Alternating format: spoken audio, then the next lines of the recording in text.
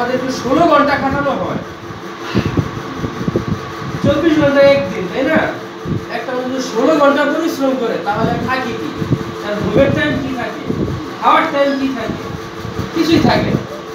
তখন তারা আন্দোলন করলো যে আমাদেরকে 16 ঘন্টা পরিশ্রম করানো হয়, আমরা যে পরিমাণ পরিশ্রম করি সেই পরিমাণ মজুরি আমরা পাই না। আমরা যেই জায়গাতে, যেই কারখানায়, যে ইন্ডাস্ট্রিতে, হ্যাঁ, যেই বাজারে আমরা কাজ করি সেখানে আমাদের জানের নিরাপত্তা থাকে না।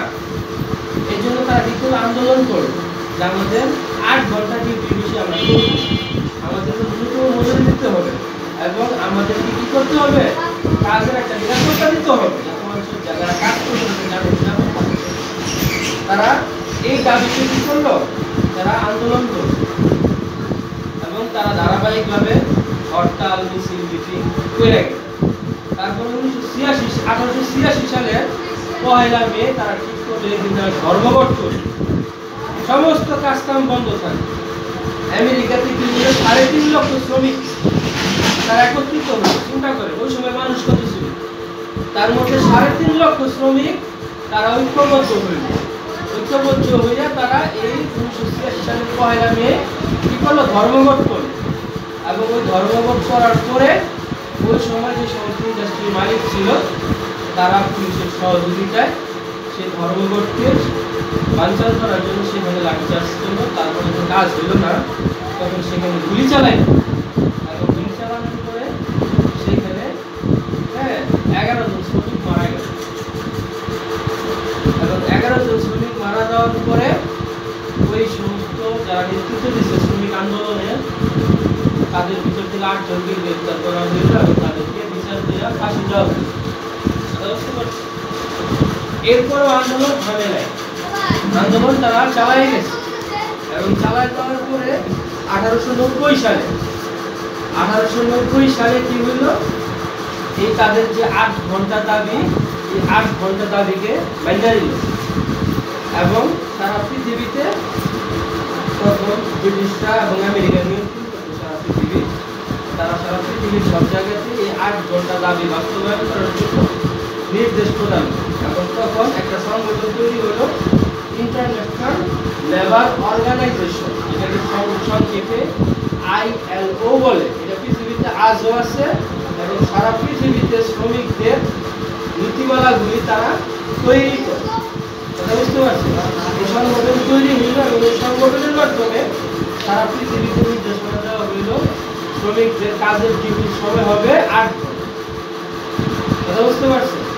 এইভাবে সারা পৃথিবীতে এই 8 ঘন্টা মজুরি, 8 ঘন্টা ডিউটির সময় নির্ধারণ করা হইল এবং 1890 সাল থেকে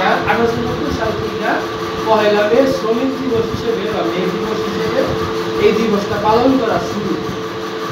কিন্তু মূল যে বিষয়টা সেটা হইতেছে যে শ্রমিকরা যে 3টা মৌলিক দাবিতে আন্দোলন করছিল, এর মধ্যে একটা দাবি কি ছিল, 8 ঘন্টা ডিউটি। সবাই খেয়াল করে, একটা দাবি ছিল 8 ঘন্টা ডিউটি।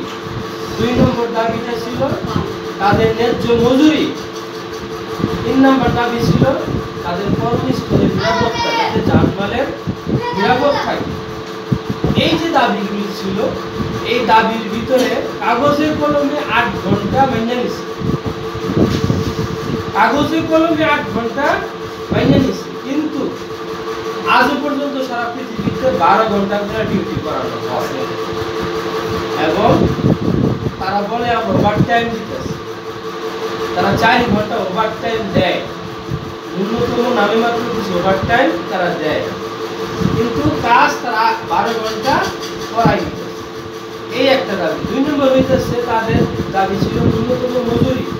তারা যে কাজ করে একটা মানুষের চলার মতো মজুরি দেওয়া, সেই মজুরিটা আজ পর্যন্ত পৃথিবীর কলকারখানায়, বাংলাদেশ বলেন, মুক্তারপুর বলেন, পৃথিবীর কোনো কলকারখানায় আজ পর্যন্ত 12 ঘন্টা কাজ করলে যে পরিমাণ মজুরি দেওয়া দরকার সেটা আজ পর্যন্ত দেওয়া হয়।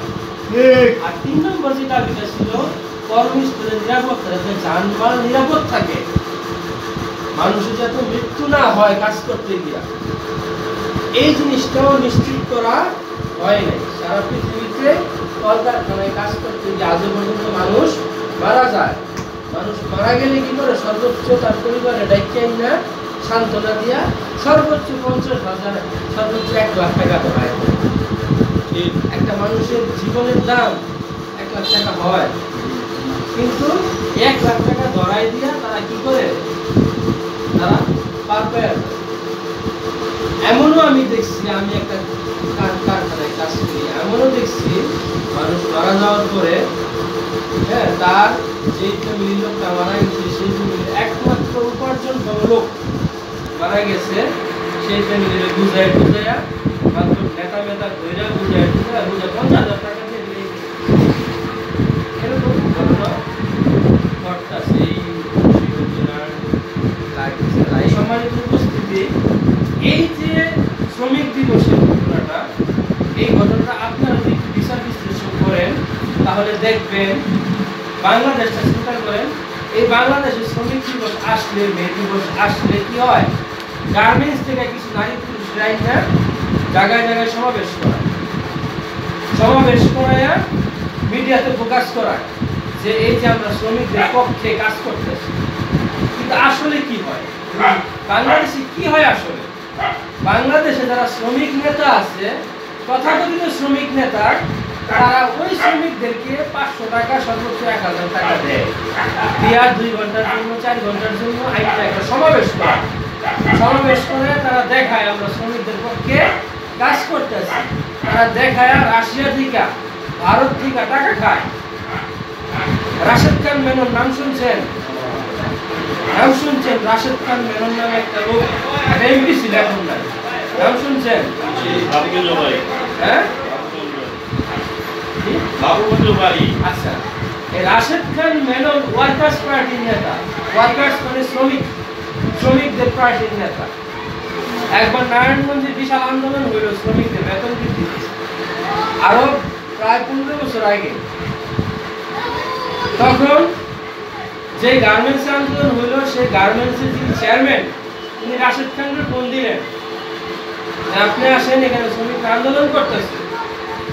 তিনি যখন আসলো, এই সিলোমিনিয়া বসাইল রাশেদ খান মেননকে, যেহেতু সে শ্রমিক নেতা, তারে বসায় 2টা সালার বস্তা, আমরা বাজার করি না, 2টা সালার বস্তার মতো বইরা 2টা টাকা দিল, বললো একটা বস্তা আপনি। কথা বুঝতে পারছেন? আগে তো আমরা প্রয়োজন ব্যবহার করি, আগে তো সালার ব্যাগ ব্যবহার করতাম না বাজার করতে, ওরকম একটা সালার ব্যাগ বইরা টাকা দিচ্ছে, বলছে একটা বস্তা আপনি, ব্রিফকেসে দিলে বুঝা লাগবে এটার মধ্যে কি আছে, সালার ব্যাগে একটা বস্তা আপনি, আর আরেকটা বস্তা দিলাম, তার 1 ঘন্টা দিয়া মুখ বন্ধ করতে হইব, মুখ বন্ধ করার ব্যবস্থা করেন, বেতন বাড়াইতে পারবো। রাশেদ খান মেনন তখন বের হইয়া সমস্ত শ্রমিকদের উদ্দেশ্যে, হাজার হাজার শ্রমিকদের উদ্দেশ্যে সে গরম বক্তৃতা দিল যে আমি দেখতেছি আপনাদের সমস্যা, আমাদের শ্রমিকরা না খেয়ে থাকে, আমাদের শ্রমিকদের রক্তের বিনিময়ে ইন্ডাস্ট্রি দাঁড়াইছে, এই গার্মেন্টস দাঁড়াইছে, এই শ্রমিকদের ন্যায্য অধিকার আমরা আদায় করবো। এরকম গরম একটা ভাষণ, শ্রমিকরা তো হাততালি দিল, হাততালি দিয়া বলছিল, তারপরে বললো আপনারা কাজে জয়েন করেন, আপনারা যদি কাজে